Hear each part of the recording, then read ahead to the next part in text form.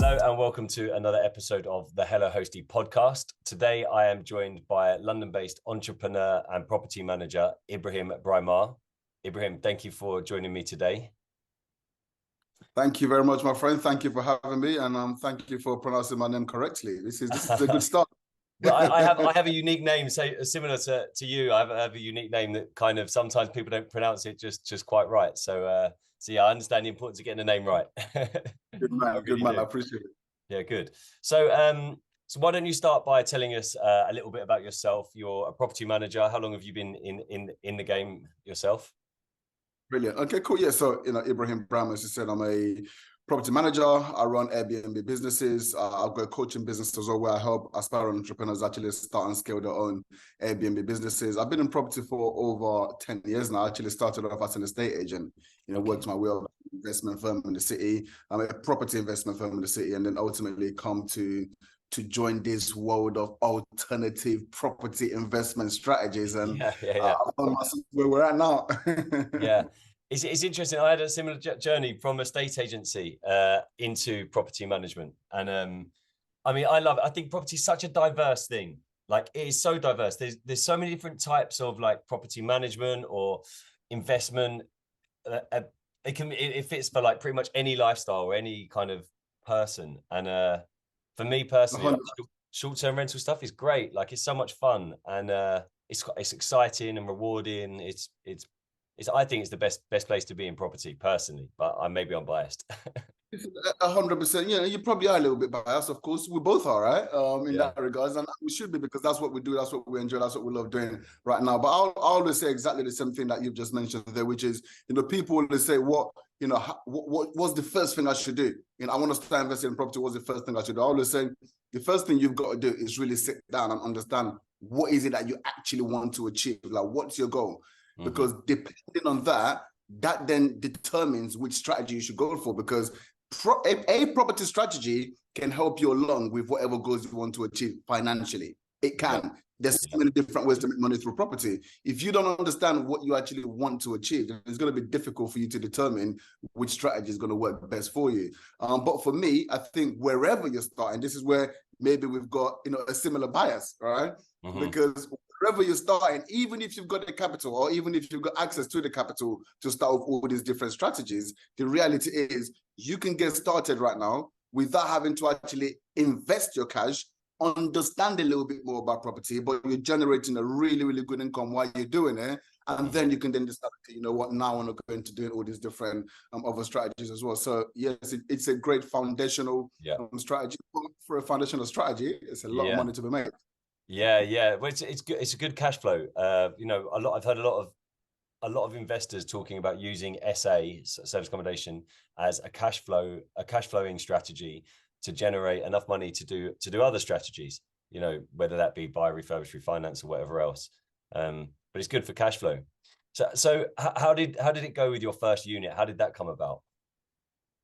It came about in a weird way, because I was actually working with a company. So this company, they do coaches, so they coach people on how to actually get started in this niche. And I was speaking with one of the students, and he'd actually already got properties, but he was looking for different ways to make money through property. But he had a property that was sitting there for 2 years and hadn't done anything with it.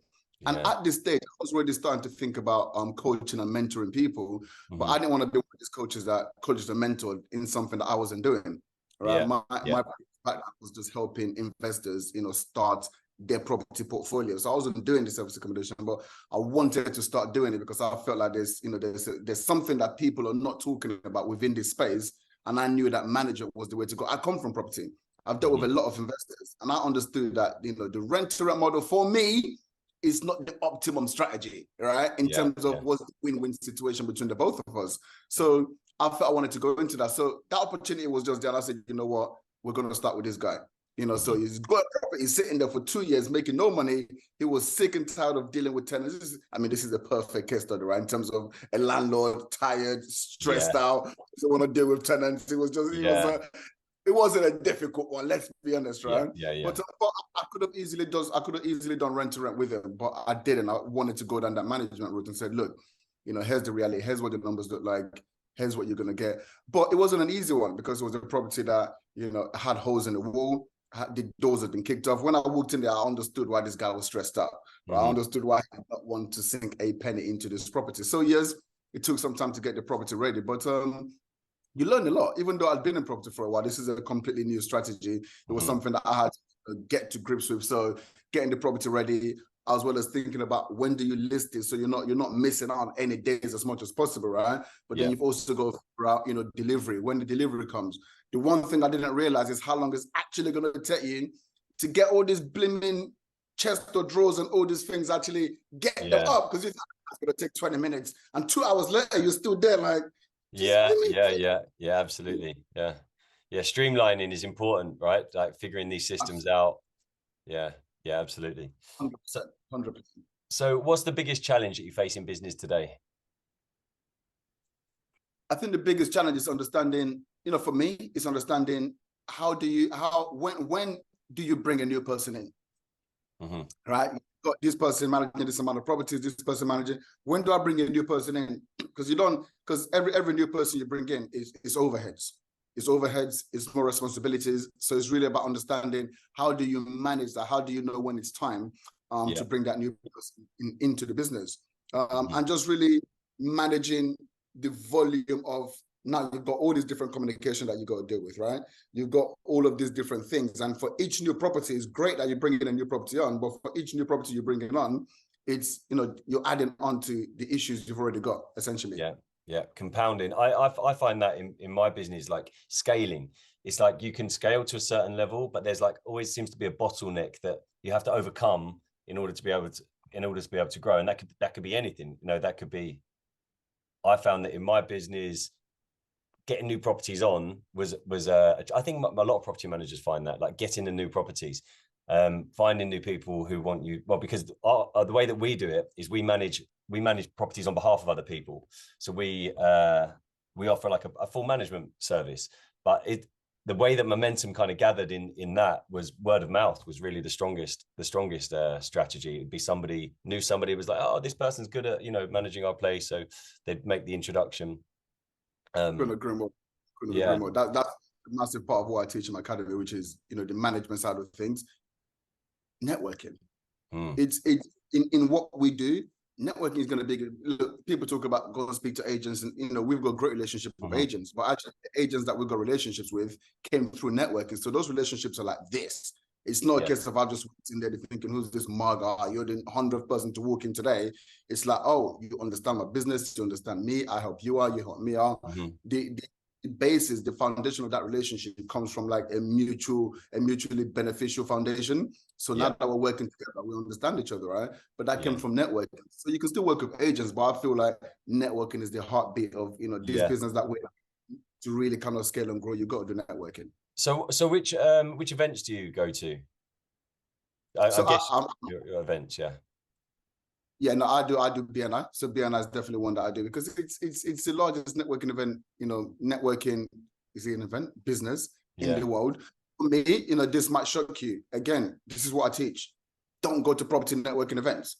Like, there's nothing there for you. Okay. You're going to find people just like you looking for the same things that you're looking for, and everyone's going to run around having a conversation. But you're networking, you're trying to get results from networking. So if you're going to those places, you know, for me, I've done a lot of property networking. I've done them all, you know, PIP and PIN, all of them.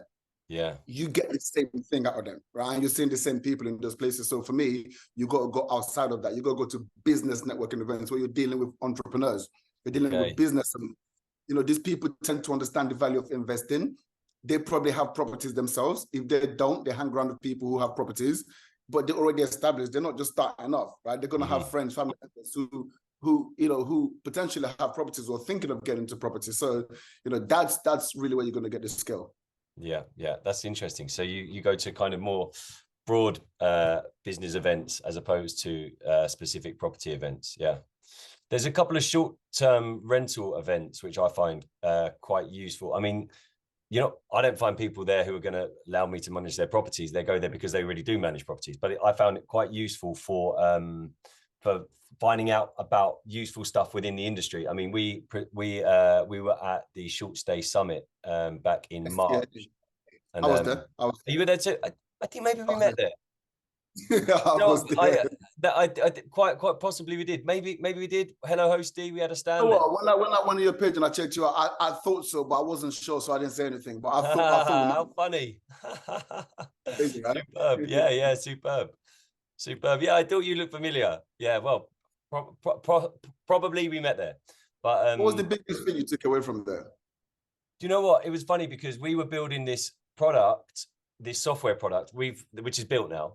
And we were kind of, the biggest thing that I took away from there was the phenomenal response that we got from property managers who are like, because we were building something quite broad, and people just went crazy for one feature, this AI assistant, like that can communicate with your guests for you. So we sort of just stopped with all the other stuff we were building and just put all of our like resources, focus, everything into this AI assistant. And for me, with Hello Hosty, that was phenomenal. The feedback to come directly from property managers. You know, there was hundreds of property managers there that were coming through. We had so many people sign up for it. It was the response was phenomenal. So from my perspective, if I put the software hat on, rather than being the property manager, put my software hat on, the feedback that I got was incredible. It directed the product that we built. But in terms of as a property manager, I got to introduce to the guys, the guys that kind of high up in Airbnb, Booking.com, VRBO. I got to see what other software products were on offer. I mean, we've got a tech stack, I'm sure you do too, where we use, Channel Manager, dynamic pricing. We use Keynest, Laundry Heap with another company we use. And just getting to meet them and sort of brush shoulders with them was really great. I mean, it was really good. We were also fortunate enough to be given some tickets to the event, which we gave out to a lot of our users, followers. So that was pretty cool, being able to meet people in real life as opposed to just digital. But in terms of like, go ahead. From a property management perspective, I think that was the real benefit. Yeah.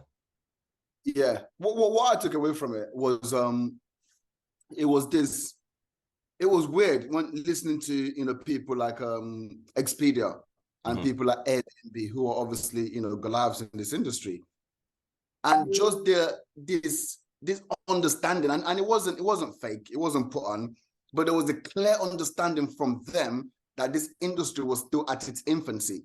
And for me, that was really encouraging. It was really motivating because, what we see, because we're in this echo chamber, is people keep thinking, oh, no, it's saturated. No. No. This industry is baby. It's a baby. Yeah. It's literally, we haven't even figured out everything yet, right? Everything is still a little bit cumbersome. For us, it's almost like we're just really getting started. For these tech giants who are like massive billion-dollar companies, they're saying, we feel tiny like this compared to the hotel industry. Yeah. And we know that product is much better than the hotel industry. We've got a better product, but everything is just not singing together yet. And once we get that happening, then this industry is just going to take off and explode. So that was really exciting.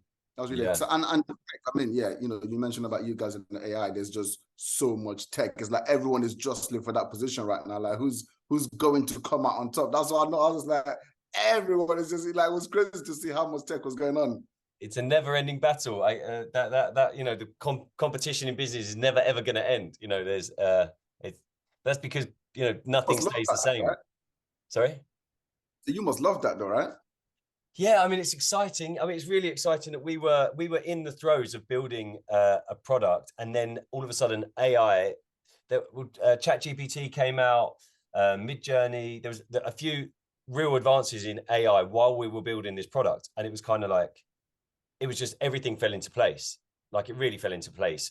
We were in this build process, and there were some revolutions in AI came out, and it enabled us to kind of go quickly, just say, okay, well, we've got a great team of developers, and we've got some great ideas, and the AI, bringing the AI into the product, it's like, oh, it's phenomenal. Like, I mean, we're using it in our business. It's called Alina. And basically it like seamlessly plugs into your Airbnb, Booking.com and VRBO. it learns about your properties from your guidebooks and from the property listing. And whenever a guest sends a message in, it creates a better message than I could create if I was to sit there and write it. It's very human. Like it feels like a human. I mean, Alina is kind of built around a persona of being a helpful assistant who's knows what she's talking about. She learns about your property. And so just, I mean, we talk about bottlenecks. One of the bottlenecks that we had in our business is definitely just constantly being bogged down with communications. Now, I have staff that do the communications, but these staff are humans and they have a tendency to do what humans do: sleep, eat, take the kids to school, whatever. Good days, bad days. Sometimes you get the best response, sometimes you get like an all right response. But this software is bang on point 100% of the time. So yeah, I mean, for us, it's really exciting right now. For us, it's really exciting. So what motivates you in business? Family, man. Family. I've got a daughter now. So I've got a 2-year-old daughter. So yeah, that changes everything. That changes everything from the moment she was conceived, not born. From the moment she was conceived, I knew things had to change. I knew, not so much like things change. Everything was there. I was always motivated and driven. Previously it was about creating change back home where I'm from in Nigeria, and that still remains there. But obviously, the number one focus is to get her into a position where she never, ever, ever has to even understand the type of life that I've been through. She doesn't even know what that life looks like. Now, I'm going to have to find different ways to instill the same values into her, but nonetheless, it doesn't have to be by going through these experiences. So that's really what drives me from a personal standpoint. But yeah, from a business standpoint, I'm not. It's weird. I'm a capitalist, right? I'm a capitalist. I'm driven, by competition. I'm driven to create the best. I'm driven to want more. But it isn't actually about money. It's weird because, I coach and mentor people and tell them, listen, you got to make money, because I understand what money brings. I understand the opportunities money can give you. But for me, the money is really about being able to affect change the way that I want to affect, back home in Nigeria. Yeah. Yeah, it's a useful tool, money. It's a useful tool, but it is a tool.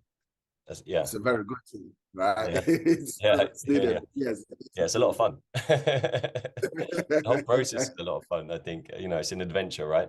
Yeah. Yeah, 100%. Yeah, it's good to hear that. So how do you keep track of all of your bookings and communicate with your guests? How do you manage this? Yeah, and we use a channel manager. So we currently use Zivu.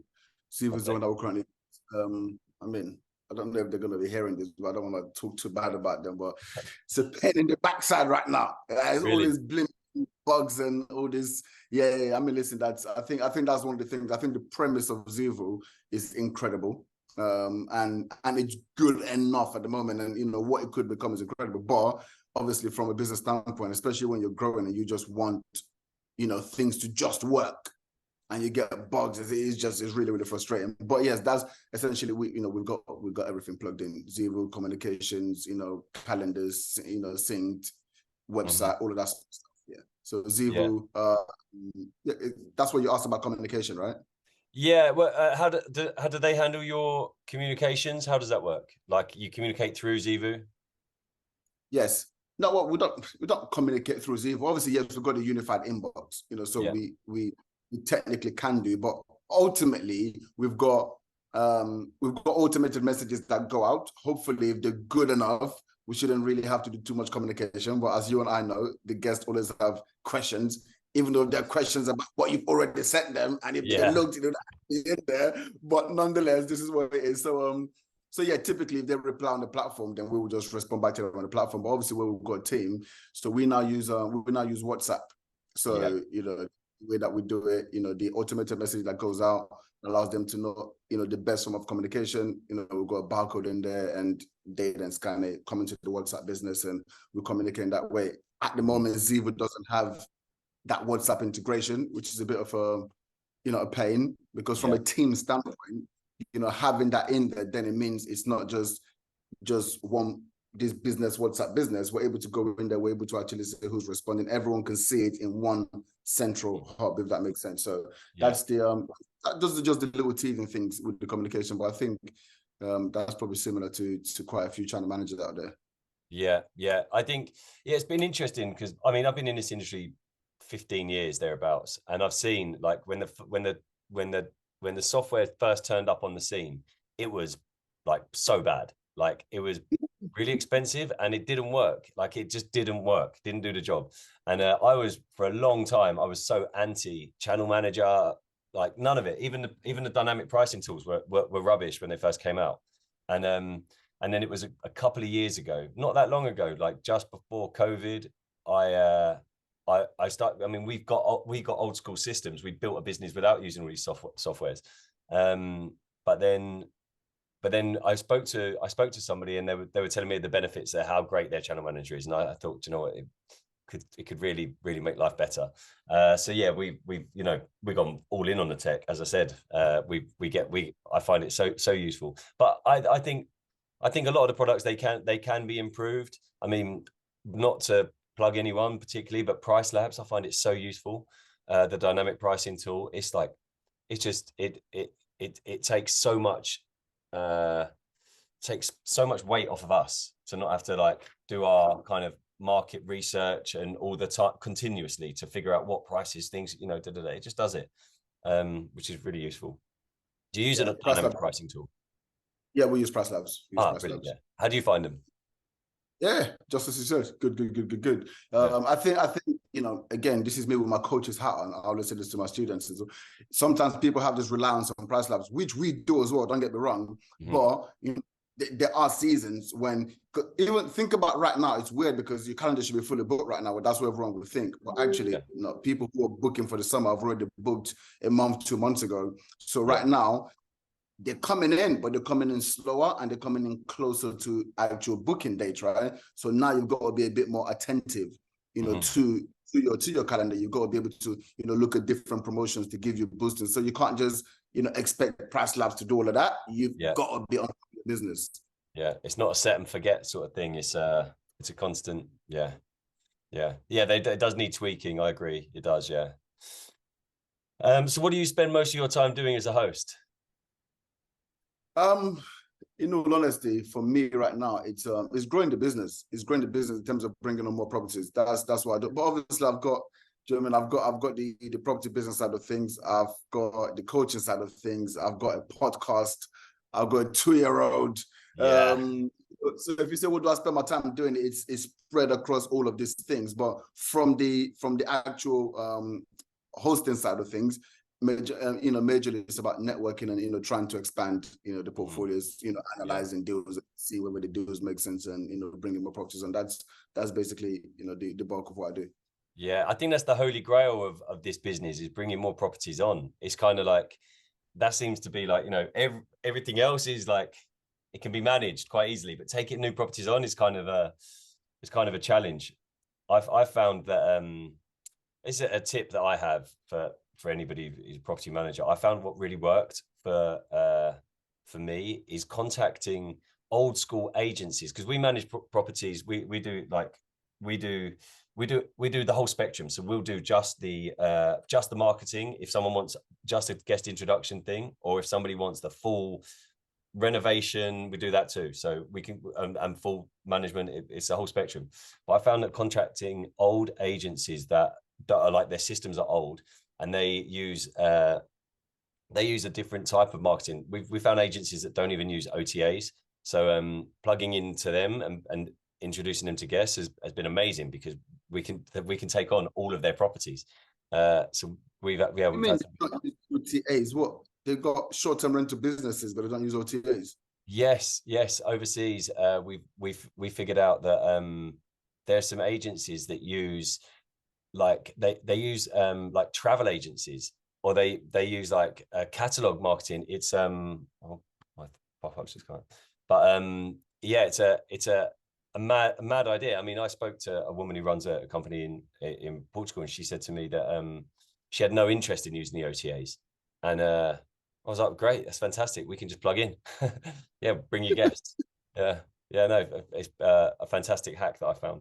I spoke to somebody else in LA, and he was saying to me the same thing about, he had a problem finding guests, properties, and I said the same thing to him, and he sent me a message 3 hours later after our podcast. thanking me because he'd just taken on 4 properties. And I don't understand. So how? But if they don't want OTAs, then how do you plug in? I don't understand. What are you it's not plugging that they in? don't want OTAs. It's just they've never used them. They've never needed them, and their systems are old. And they get guests. They get guest booking through. It's like agencies. They use other agencies to introduce guests, but it's not an OTA. It's not like your Booking.com, Airbnb, VRBO. So for that purpose, and they're not interested in figuring out how to use them even. So I said, oh, great, that's how we find guests. So I can just bring you guests, advertise you on these platforms, and take on their properties. I found that No to be, brainer. yes, I found it to be particularly helpful in my business. So we've already discussed what tools you use in your business. So looking back, what advice would you give to your former self when you first started out? I don't know. I went into it with a different mindset, though. I went into it with a different mindset. You know, like I said, I went into it for a very specific reason. So, what advice would I give it? I was calm, in all honesty. What advice would I give? I guess it would be more patience. It would be more patience. So I was close to giving back a property because I mean I wasn't that close to giving it back, to be honest. But we moved in. I understood that the traffic was driven by contractors, but it's like every week I'm stressed because my calendar for next week is empty. What's going on? Right. Yeah. But obviously, after a while, I figured the pattern that it doesn't matter how empty my calendar looked, it was always full by the time it came to next week. You know, the bookings always came in. And then it was really about understanding, okay, cool, you've got to understand market patterns and understand, and that really helps with analysis as well, analyzing deals. So if you're looking at a particular area and you can see it looks like there's no traffic, try to do a bit more research and understand what traffic is going to that area, what is driving traffic to that area, because there's other units there. And for some reason, cars are still on the market. So understand what's driving that traffic. And if you understand the dynamic of that, then that's okay. Well, you know what, this is probably what's happening. So that's probably the one thing I would say is have some patience and, understand the market a little bit more before making hasty decisions. Yeah. Okay. So sort of think before you leap. Think before you leap. Don't think on your way down. yeah. Don't think as you're falling. Yeah. It's too late for it then. Yeah. Absolutely. Yeah. Well, Ibrahim, it's been wonderful talking to you. I'll draw the podcast to a close there. If people want to find out more about you and about your services, your coaching services, how will they do this? Yeah, pretty much check me on every platform, whether that's on YouTube, Ibrahim Braimah Wealth, Instagram, same thing, TikTok, same thing, LinkedIn, the same thing. See, on all platforms, Ibrahim Braimah Wealth. Just come check us out. I do a lot of free content, a lot of content where people are able to actually just learn and understand, things about the industry, how to get started. And then if they feel like they want to work closer with me, brilliant, by all means. For landlords out there, you want to make more money, let's have a chat. Because we never know. It might not work, but the beauty of what we do, right? Is we can pre-analyze the location. We can give you a rough idea of this is probably what you're likely to make. So we don't have to go into it, blind. So if you want to make more money, let's discuss. Yeah, brilliant. I had a look at your obviously I've been through your Instagram and stuff, and it's really on point. You've got some useful stuff on there, some great bits. You got a good account. I appreciate that. Thank you. We're trying to. I'm always trying to get better as well. I had a chat with the team this morning. It's just let's just keep trying to get better, because we always can. Because I look over people like I'm nowhere near where these people are, right, in terms of content and growth and engagement. So we're just trying to keep tweaking and making things better. We'll get there though. We'll get there. Good. No, it's looking good. I said hello Hosty. You guys are just obviously before we end. So you guys are a channel manager. No, we're not. No, not channel manager. We're a guest communication tool. Basically, like I said, we're like an AI assistant. So handles your guest communications. I'd happily give you a demo if you're interested. Maybe not right now, but another time. Yeah, I mean, basically what it is, as I said, like it plugs into your Airbnb, Booking.com and VRBO. And when a guest sends a message in, like asking, where are the towels? What time do we put the waste out? How do we open the door? Any of these questions. Even we had a guest who had to top up the pressure in a boiler. And I watched the conversation between the AI and the guest. and the guest thinks it's a human, right? Like it's so human, you wouldn't tell the difference. And the AI had a conversation with the guest and talked the guest through the process of topping up the pressure in their boiler, in the flat. It was like amazing. But I mean, it learns. How did the AI know that? Was that just from studying the manual for the boiler, or how did the AI actually know that? Exactly. Because basically the way that it works is on listing a property, you upload your a guidebook, a file. But I mean, sometimes we have loads of separate documents, so we just put all of our documents into one guidebook, and then so we upload that. And in that guidebook, there was information on how to top up the pressure in the boiler, how to do it, where it is, how to do it. And the guest message saying there's no hot water, and the AI recognized that this could be because there's no pressure in the boiler. So it talked the guest through the process of topping up the pressure in the boiler. But I mean, and the guest thought it was a human doing this. I mean, it doesn't have to be automatic either. You can just get it to say, this is what I think you should say. And then you can either edit it or send it. But if you're confident that it's working well, just press auto and it will just communicate with your guests like an assistant. Yeah, it's really cool. I mean, it's pretty smart stuff. Sounds good. Yeah, we should book a demo in. Yeah. I'll send you a link afterwards. Again through the same Calendly link, and we can book a demo. But yeah, in my business, I mean, in our property management business, it's game changing. Even though, as I said, I've got assistants like overseas in the Philippines. They use this tool, so they're the ones who are like, it just backs them up, so they don't have to. They don't even have to compose a response. They watch what's going on and they communicate with the guests using this tool. But it means that it's a pretty smart thing. All right, well, good meeting you, Ibrahim, and we'll speak again soon. You too, my friend. Take it easy. Cheers. Bye.